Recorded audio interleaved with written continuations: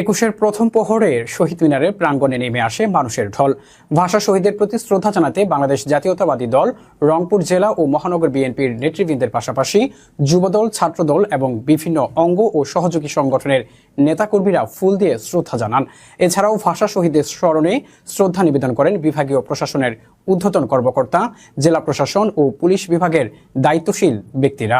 রাজনৈতিক, সামাজিক ও সাংস্কৃতিক সংগঠনগুলোর উপস্থিতিতে শহীদ মিনারে পরিণত হয় এক আবেগঘন মিলন মেলায়।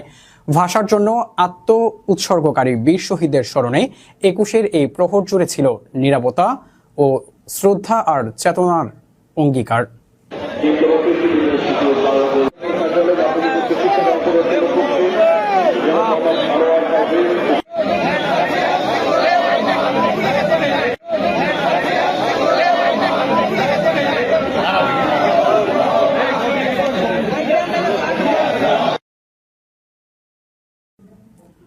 অমর